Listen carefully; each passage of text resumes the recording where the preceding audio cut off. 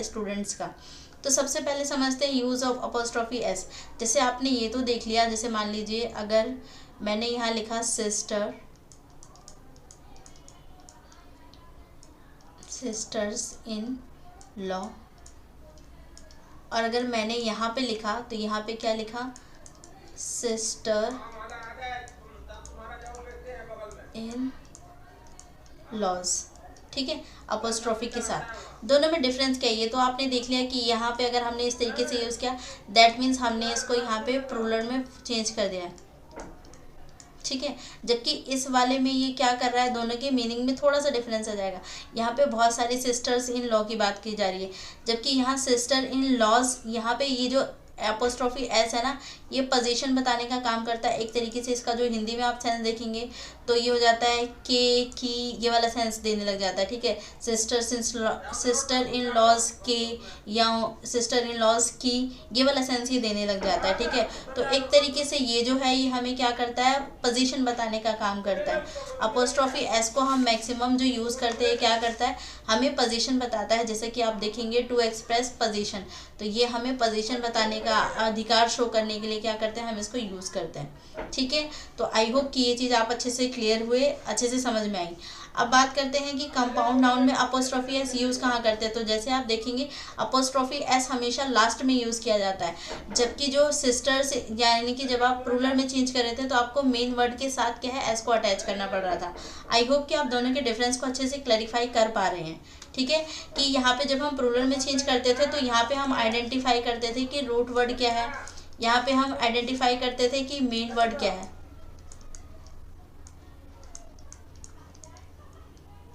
ठीक है। जबकि यहाँ पे आप क्या कर रहे हैं, यहाँ पे सिर्फ आप पोजीशन बताने का काम कर रहे हैं, और पोजीशन बताने के लिए हम अपोस्ट्रॉफी एस को यूज़ करते हैं, और ये अपोस्ट्रॉफी एस हमेशा लास्ट में यूज़ की जाती है, ठीक है। तो अब जैसे यहाँ पर अभी हमने पढ़ा था कमांडर इन चीफ,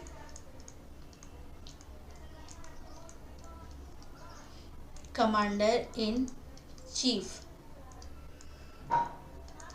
अब अगर मुझे इसे क्या है, प्लूरल में चेंज करना होता तो फिर इसका आंसर क्या हो जाएगा, कमांडर्स, क्योंकि मेन वर्ड यहाँ पे क्या है, कमांडर, तो उनके साथ हम एस लगा देंगे और इसी के साथ क्या हो जाएगा, इन चीफ, ठीक है। जबकि अगर मुझे इसे में क्या है, पोजीशन बताना है कमांडर इन चीफ का, तो ऐसे केस में क्या यूज़ किया जाएगा, कमांडर, ये है commander in chiefs, apostrophe S लग जाएगा, ठीक है। तो ये अपोस्ट्रॉफी एस क्या कर रहा है, पोजीशन को बताने की कोशिश कर रहा है, जबकि ये अपोस्ट्रॉफी, ये जो एस हमने यहाँ यूज़ किया है, ये क्या कर रहा है, ये हमें प्लूरल बताने की कोशिश कर रहा है, ठीक है। तो आई होप कि आप इसका यूज़ समझे, दोनों में किस तरीके से यूज़ किया जाता है ये भी आपको क्लैरिफाई हुआ।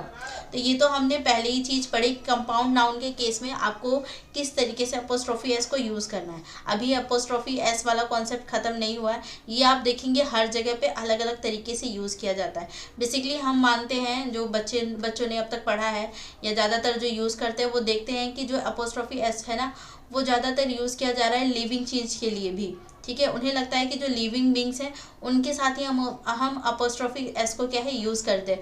तो ये क्या है, एक गलत सोच है, मतलब एक तरीके से ये बात सही भी है लेकिन पूरी तरह सही नहीं है, कुछ चीज़ें इसमें फैक्ट अभी छुपा हुआ है। इसका मतलब क्या हो गया, आते हैं इसे समझेंगे कि जब आप क्या है, हमें ये तो पता है, बच्चे ज़्यादातर इस चीज़ पे तो श्योर हैं कि लिविंग बींग्स के साथ हम अपोस्ट्रॉफी एस लगाते हैं, इसमें कोई प्रॉब्लम नहीं है, पर उन्हें लगता है कि नॉन लिविंग के साथ अपोस्ट्रॉफी एस यूज़ ही नहीं होती है। ये क्या है, गलत है। नॉन लिविंग थिंग्स के साथ बेसिकली नॉर्मल सर्कमस्टांसेस में तो नहीं होता, पर एक केस ऐसा होता है जहाँ नॉन लिविंग थिंग्स के साथ भी हम क्या करते हैं, अपोस्ट्रॉफी एस को यूज़ करते हैं। वो कब होता है, इसे समझते हैं। ये तब होता है जब जो नॉन लिविंग थिंग की आप बात कर रहे हैं वो यूनिक हो या फिर कोई एक ही हो, ठीक है। कोई यूनिक है या फिर आप बोल सकते हैं ओनली सिंगल है, उसके लिए यूज़ करते हैं, ठीक है। यूनिक है, स्पेशल है, उसके लिए हम क्या करते हैं, तब ऐसी जब सिचुएशन आ जाती है तो हम नॉन लिविंग थिंग्स के साथ भी क्या कर देते हैं, अपोस्ट्रॉफी एस को यूज़ करते हैं। तो यहाँ से क्या पता चला कि अपोस्ट्रॉफी एस को लिविंग के साथ तो हम हमेशा यूज़ करते हैं, ये ठीक है, इस बात में कोई भी दो राय नहीं है, कोई भी वो नहीं है, ठीक है। कोई भी एक यहाँ पे एक्सेप्शन काम नहीं कर रहा, जबकि इस वाले केस में एक एक्सेप्शन काम करता है। नॉन लिविंग थिंग्स के साथ जब नॉर्मल है, जनरल है, तो हम उसके साथ अपोस्ट्रोफी एस को यूज़ नहीं करते। लेकिन जब केस किसी यूनिक के बारे में बात हो रही है या कोई सिंगल चीज़ जो दुनिया में एक ही है, ऐसी चीज़ के बारे में बात होती है ना, तो वहाँ पे हम नॉन लिविंग थिंग्स के साथ भी क्या करते हैं, यूज़ करते हैं किसका, अपोस्ट्रोफी एक्स का। जैसे कि फॉर एग्जांपल मैंने बोला, फॉर एग्जांपल जैसे कि मैंने आपको बोल दिया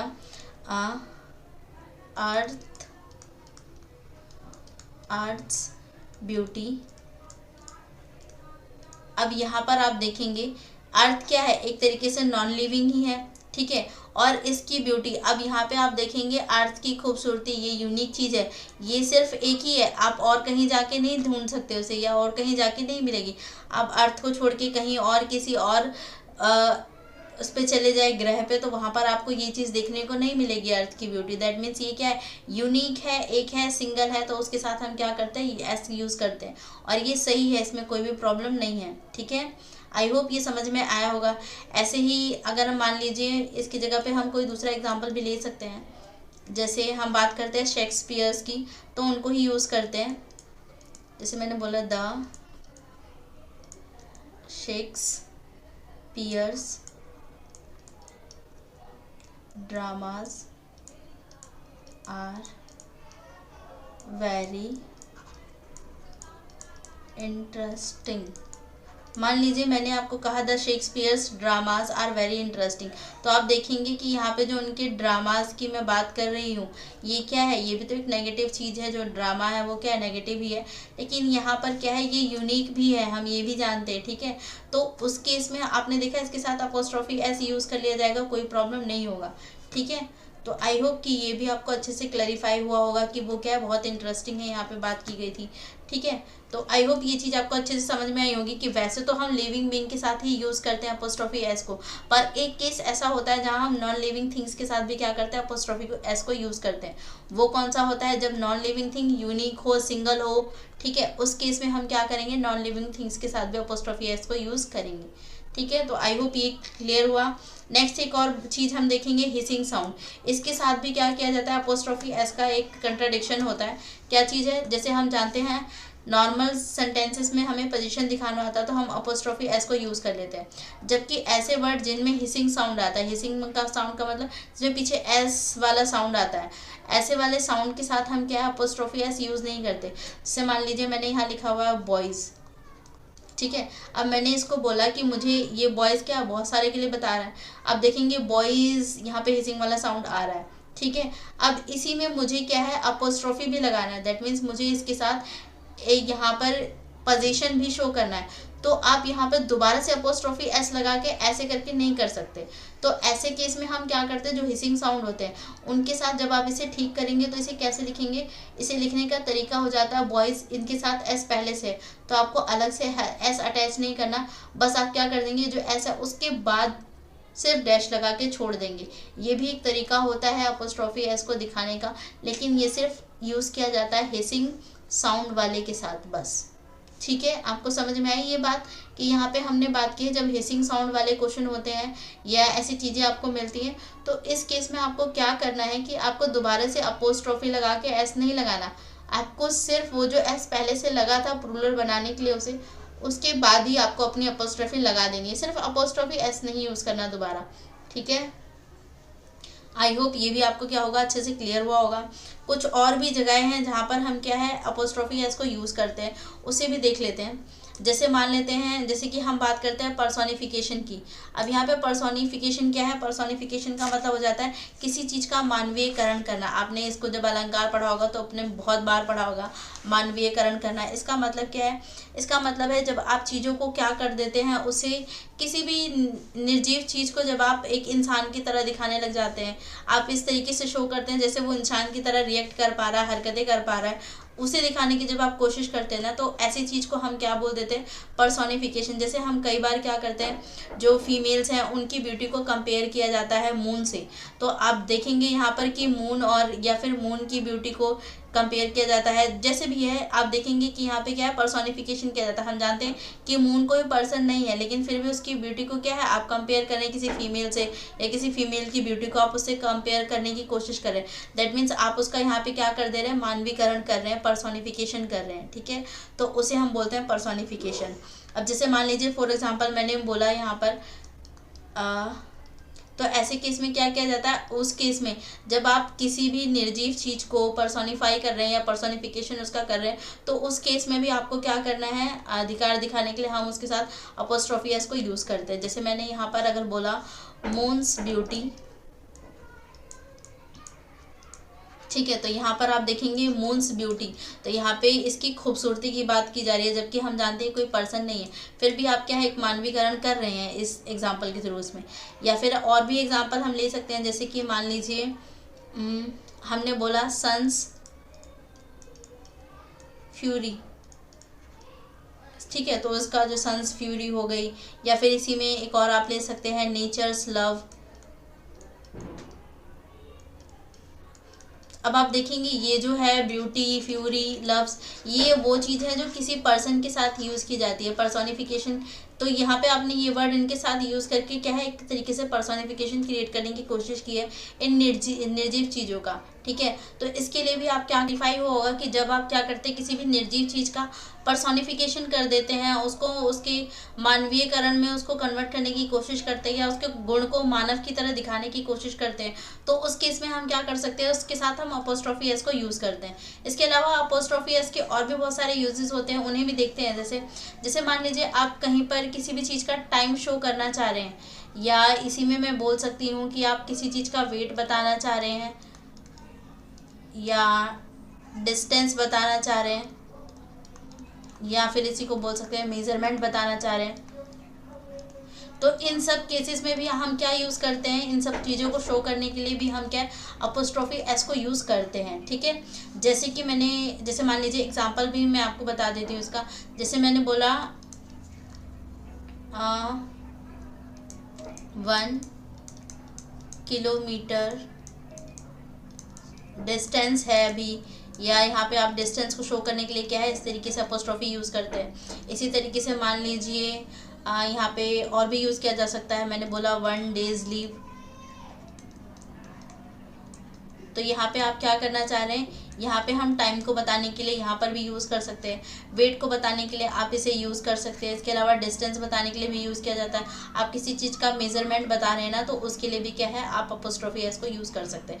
आई होप ये भी आपको क्लियर हुआ होगा। इसके अलावा कुछ और भी केसेस हैं जहाँ पर हम यूज़ करते हैं, स्पेशली जब बात करते हैं हम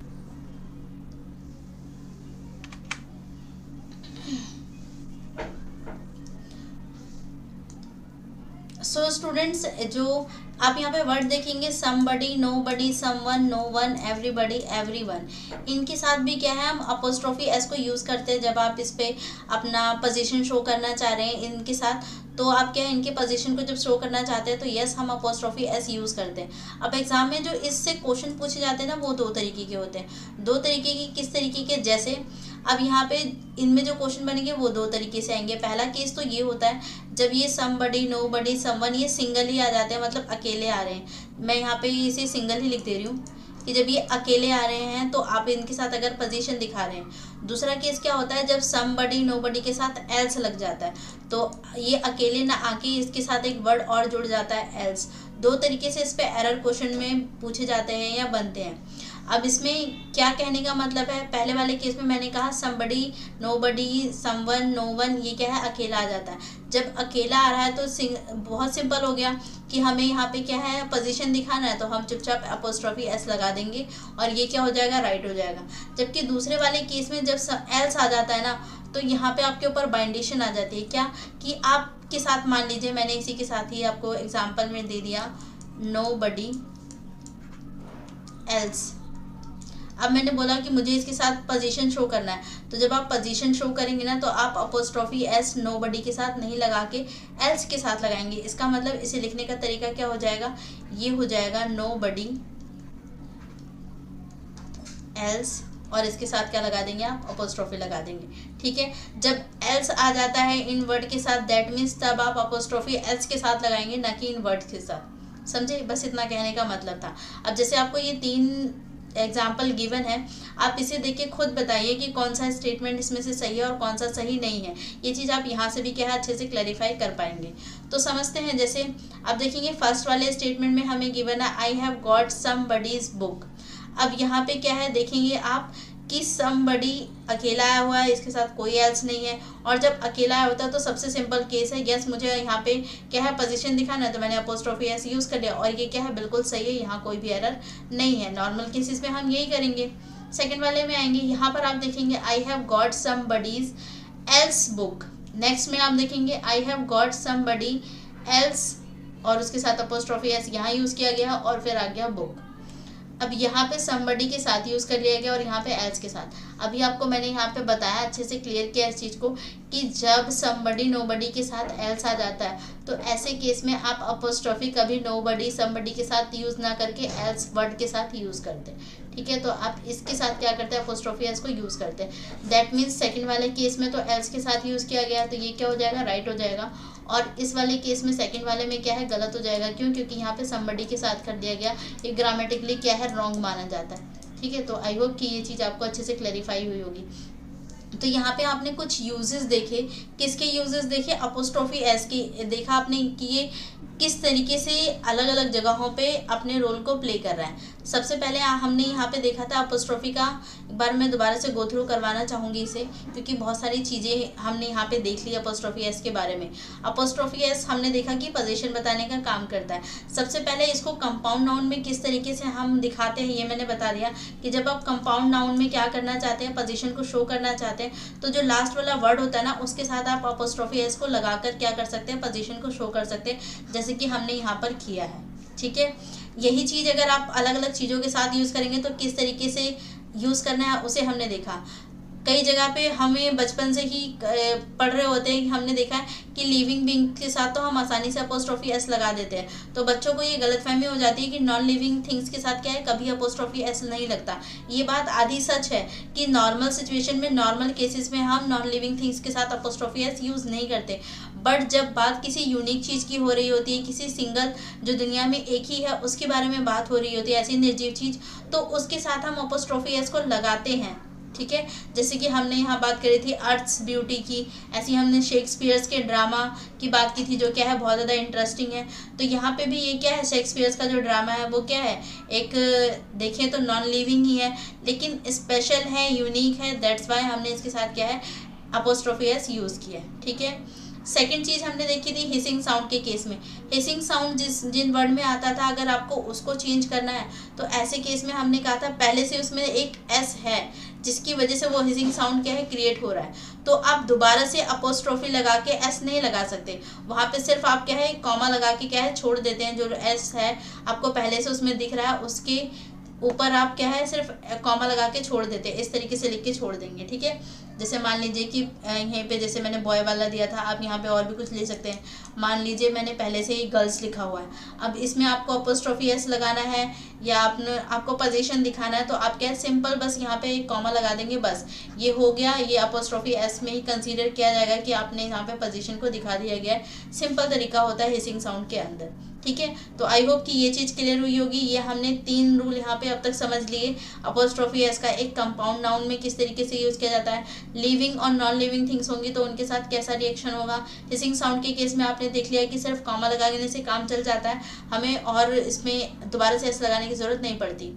नेक्स्ट बात करते हैं पर्सोनिफिकेशन की। यहाँ पर हमने देखा जब आप किसी भी निर्जीव चीज़ को या किसी नॉन लिविंग थिंग्स को किस में दिखाने की कोशिश करें, उसके एक्शन को एक इंसान के एक्शन के थ्रू दिखाने की कोशिश करें या बताने की कोशिश कर रहे हैं, यानी कि मानवीकरण करने की कोशिश कर रहे हैं, तो ऐसे केस में भी हम क्या यूज़ करते हैं, हम अपोस्ट्रोफी एस को यूज़ करते हैं। जैसे कि हमने यहाँ मून्स ब्यूटी की बात करी, सन्स फ्यूरी की बात की, नेचर्स लव की बात की। ठीक है, तो इस तरीके से हम देखा। इसके अलावा अगर आप कहीं टाइम बताना चाह रहे हैं, वेट बताना चाह रहे हैं, डिस्टेंस बताना चाह रहे हैं या मेजरमेंट, इनके साथ भी हम क्या करते हैं अपोस्ट्रोफी एस को यूज़ करते हैं। ठीक है, एक लास्ट और सबसे मोस्ट इम्पॉर्टेंट जो हमने यहाँ पे पढ़ा इसका यूज़ वो क्या था, समबडी हो गया, नोबडी हो गया, समवन हो गया, नो वन हो गया, एवरीबडी हो गया या एवरी वन हो गया।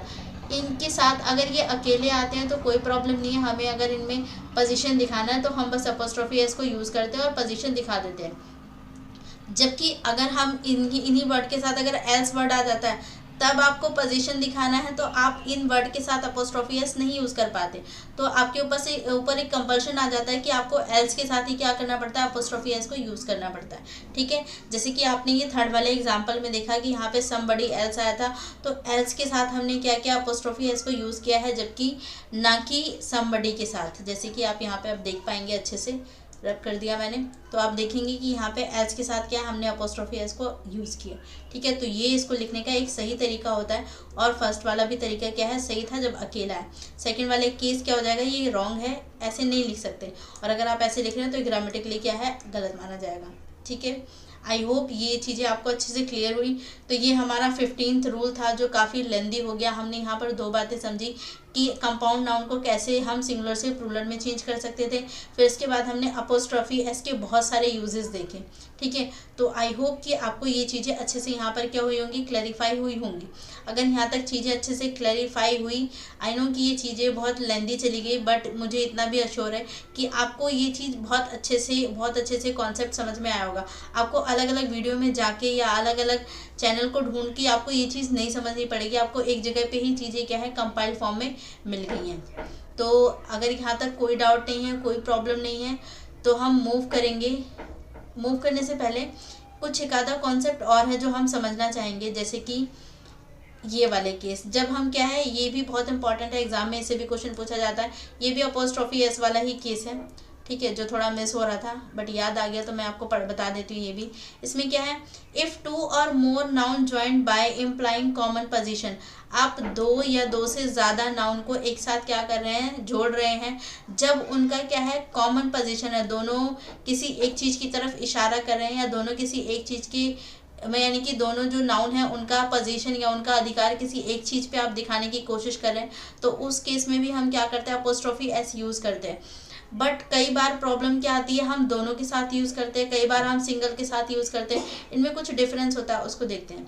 जैसे आप देखेंगे पहला वाला जो केस है, यहाँ पे बोला गया है राम एंड श्याम्स हाउस, तो यहाँ पर आप देखेंगे अपोस्ट्रोफी सिर्फ एक के साथ यूज़ की गई है। जबकि सेकंड वाले एग्जाम्पल में आप देखेंगे जो राम है उसके साथ भी अपोस्ट्रोफी एस यूज़ किया गया है, जो श्याम है उसके साथ भी अपोस्ट्रोफी एस यूज़ किया गया है। यहाँ पे एक बार एंड आएगा, उसके साथ भी यूज़ कर दिया गया है। ठीक है, थर्ड वाले में आप देखेंगे यहाँ पे राम है और श्याम है, इसके साथ अपोस्ट्रोफी एस यूज़ किया गया है, और आगे इसके वाइफ के बारे में बात हो रही है। फिर आगे क्या कहा गया है, राहुल है, इसके साथ अपोस्ट्रोफी एस यूज़ किया गया है, अमन के साथ भी किया गया, और अकाउंट। अब आप देखेंगे ये अपने आप में सारे सेंटेंस ठीक है, ठीक है, सिवाय थर्ड के क्या है, बाकी चीज़ें आपको क्या है, सही मिलेंगी। ये भी ठीक है अकाउंट, और यहाँ भी ठीक है, लेकिन जो डिफरेंस आएगा वो किस चीज़ में आएगा, वो सिर्फ इनके मीनिंग में आ जाएगा। आप देखेंगे ऊपर भी राम एंड श्याम हाउस की बात हो रही थी, नीचे भी राम्स एंड श्याम्स हाउस की बात हो रही है, पर यहाँ पे अपोस्ट्रोफी एक बार लगाई गई है। इसका मतलब एक बार लगाने का मतलब ये हो गया कि राम और श्याम किसी एक ही घर में रह रहे हैं, किसी एक कॉमन पोजीशन है इनका। इसका मतलब जो दोनों क्या है, एक ही घर में स्टे करते हैं, एक ही घर के बारे में बात हो रही है, तो दोनों का ही वो घर है, राम का भी और श्याम का भी। यहाँ पे जो मीनिंग है वो ये है। ठीक है, हाउस के केस में। जबकि सेकंड वाले में आप देखेंगे यहाँ पे राम के साथ अलग से अपोस्ट्रोफी एस लगा और श्याम के साथ अलग से अपोस्ट्रोफी एस लगा है। दैट मीन्स कि यहाँ पे राम और श्याम के घर के बारे में बात हो रही है, पर दोनों के घर अलग अलग है, दोनों एक ही घर में नहीं रह रहे। एक तरीके से यहाँ पे 2 हाउस की इस तरीके से बात कर दी गई कि दोनों का पोजीशन अलग अलग है। जैसे हमने सेंटेंस में पढ़ा कि अगर 2 नाउन है और दोनों का कॉमन पोजीशन है, तो आप सिर्फ किसी एक में ही, यानी कि लास्ट वाला जो आपका नाउन होगा ना, उसी में आप अपोस्ट्रोफी एस लगा के पोजीशन को दिखा सकते हैं। लेकिन अगर आप दोनों में लगा रहे हैं, दैट मीन्स दोनों के हाउस को आप अलग अलग बता रहे हैं। यहाँ पे राम और श्याम के 2 अलग अलग घर हैं जिनके बारे में हम बात कर रहे हैं। जबकि फर्स्ट वाले में क्या था, राम एंड श्याम्स हाउस, तो यहाँ पे राम और श्याम का क्या है, एक ही कॉमन पोजीशन है। इसका मतलब श्याम और राम का एक ही घर है जिसमें क्या है, दोनों एक साथ रहते हैं, ये कहने की बात की गई है। तो यहाँ पे जो आपने देखा वो क्या है, मीनिंग में चेंज आया सिर्फ। अगर आप एक बार अपोस्ट्रोफी एस लगा रहे हैं या आप 2 बार अपोस्ट्रोफी एस लगा रहे हैं, तो ऐसे ही नेक्स्ट वाले में आएंगे, यहाँ पर आप देखेंगे थर्ड वाले में राम एंड श्याम्स वाइफ, तो यहाँ पे आप देखेंगे अपोस्ट्रोफी एस लगाया गया है श्याम के साथ, इसका मतलब हो गया राम और श्याम दोनों की एक ही वाइफ है। तो जनरली ऐसा नहीं होता है, दोनों की अलग अलग वाइफ होंगी। तो इस वाले केस में अगर आप एक बार अपोस्ट्रोफी लगाएंगे दैट मीन्स ये रॉन्ग हो जाएगा कि यहाँ पे दोनों की कॉमन पोजीशन नहीं है, दोनों की वाइफ एक नहीं है। जनरल केस में तो ऐसा ही होता है कि सबकी अलग अलग वाइफ है, तो ये वाला केस क्या हो जाएगा, गलत हो जाएगा, आप ऐसे नहीं लिख सकते। ठीक है, नेक्स्ट वाले में आप आते हैं, यहाँ पर हमें गिवन है राहुल्स एंड अमन्स अकाउंट, तो यहाँ पे दोनों के साथ अपोस्ट्रोफी यूज की गई है, दैट मीन्स दोनों के अलग अलग अकाउंट्स के बारे में बात करी जा रही है और यहाँ पे दो अकाउंट के बारे में बात हो रही है। ठीक है, दोनों के अलग अलग अकाउंट के बारे में क्या हो रही है, बात हो रही है। ठीक है, तो ये एक राहुल की और एक अमन की। जबकि नेक्स्ट वाले में आप देखेंगे, मान लीजिए यहाँ पे स्वाति के साथ एस नहीं है, तो यहाँ पे क्या हो जाएगा, स्वाति एंड नेहास ज्वाइंट अकाउंट, और यहाँ पे कहा भी गया क्लियरली ज्वाइंट अकाउंट है। और अगर ज्वाइंट अकाउंट है दैट मीन्स कॉमन पोजीशन है, और अगर कॉमन पोजीशन है तो हमें पता है कि हमें अपोस्ट्रोफी एक ही बार यूज़ करनी है, जबकि यहाँ पे कितनी बार यूज़ हो गई है, 2 बार। तो यहाँ पे ये वाला स्टेटमेंट भी क्या हो जाएगा, रॉन्ग हो जाएगा। और अगर आपको इसको ठीक करना है तो आप क्या करेंगे, स्वाति से क्या कर देंगे, अपोस्ट्रोफी एस को हटा देंगे। ठीक है, तो अब ये क्या हो जाएगा, ठीक हो जाएगा, क्योंकि यहाँ पे खुद ही क्लियर बोला गया है ज्वाइंट अकाउंट है, ज्वाइंट अकाउंट का मतलब कॉमन पोजीशन है। तो आई होप ये भी आपको अच्छे से समझ में आया होगा, ये भी क्या है, अपोस्ट्रोफी एस का ही यूज़ है। ठीक है, तो अपोस्ट्रोफी एस का जो केस थे वो यहाँ ख़त्म होते हैं। आपने बहुत सारे केसेस देख लिए जहाँ पे हम अपोस्ट्रोफी एस को अलग अलग तरीके से यूज़ किया हमने। अब इसे क्वेश्चन के थ्रू समझेंगे कि आप कितना इसको प्रैक्टिकली अप्लाई कर पाते हैं। जैसे फर्स्ट वाला क्वेश्चन है, आप देखेंगे फर्स्ट क्वेश्चन में हमें गिवन है I went to Rahul's and Priya's house and found the couple missing. अब यहाँ पे क्या है हमें कहा गया, सॉरी यहाँ पे कहा गया I went to Rahul, Rahul के साथ भी अपोस्ट्रोफी एस है, प्रिया के साथ भी अपोस्ट्रोफी एस है, हाउस, यानी कि दोनों के अलग अलग घर में गया होगा, कहने का सेंस तो ये बन रहा है। And found couple missing, couple का मतलब क्या हो गया कि दोनों एक ही हैं, कपल हैं दैट मीन्स दोनों एक ही घर में स्टे करते हैं, और अगर एक ही घर में स्टे करते हैं तो दोनों की कॉमन पोजीशन है, और अगर कॉमन पोजीशन है तो अभी हमने पढ़ा था कॉमन पोजीशन के केस में जो लास्ट वाला नाउन होता है ना, सिर्फ आपको उसके साथ अपोस्ट्रोफी एस लगानी है। दैट मीन्स इसे ठीक करने के लिए आपको क्या करना पड़ेगा, जो ये राहुल लिखा हुआ है राहुल के साथ अपोस्ट्रोफी एस को आप हटा देंगे, सिर्फ प्रिया के साथ ये अपोस्ट्रोफी एस रहेगा, और ये क्या हो जाएगा, राइट आंसर हो जाएगा। तो यहाँ पे राहुल जो है वो नॉर्मल ही आ जाएगा। ठीक है, यहाँ पे आपको इसके साथ अपोस्ट्रोफी एस लगाने की ज़रूरत नहीं है। ठीक है, और आप देखेंगे एग्जाम में पूछा हुआ क्वेश्चन है। ठीक है, आते हैं नेक्स्ट क्वेश्चन पे। नेक्स्ट में आप देखेंगे यहाँ गिवन है there was no money Rajesh and Reena's joint account. तो अभी हमने ये ज्वाइंट अकाउंट वाला केस पढ़ा कि जब क्लियरली कह रहा है कि ज्वाइंट अकाउंट है दैट मीन्स दोनों की कॉमन पोजीशन है, और अगर कॉमन पोजीशन है तो इसे ठीक भी करना पड़ेगा, यानी कि एक ही बार इनके साथ क्या है, अपोस्ट्रोफी एस को यूज़ किया जाएगा। तो यहाँ जो राजेश वाला केस है ये भी क्या हो जाएगा, हट जाएगा। दैट मीन्स राजेश यहाँ पे अकेला होना चाहिए, Rajesh and Reena's joint account, ये क्या हो जाएगा, इसका राइट आंसर हो जाएगा। ठीक है, तो इसमें अगर आप देखेंगे तो यहाँ बी पार्ट में क्या था, इसके एरर था, यहाँ पे आएगा सी पार्ट। ठीक है, नेक्स्ट क्वेश्चन पे आते हैं। नेक्स्ट में हमें गिवन है my friend went to Mumbai and spoken Govinda the actor. So students, I hope कि ये सारे कॉन्सेप्ट आपको अच्छे से क्लैरिफाई हुए होंगे। आज की क्लास थोड़ी लेंदी हो गई, जहाँ हमने सिर्फ एक ही रूल पढ़ा, लेकिन एक रूल में भी आपने देखा कि उसके हमने अलग अलग पार्ट पढ़े कि कहाँ पे हमें कंपाउंड नाउन को प्लूरल में कैसे चेंज करना है, आपने वो भी समझ लिया, और अपोस्ट्रोफी एस को कहाँ कहाँ किस तरीके से यूज़ किया जाता है ये भी आप अच्छे से क्लैरिफाई यहाँ पर कर पाए। तो आज की क्लास को यहीं पर वाइंड अप करेंगे। Thank you so much.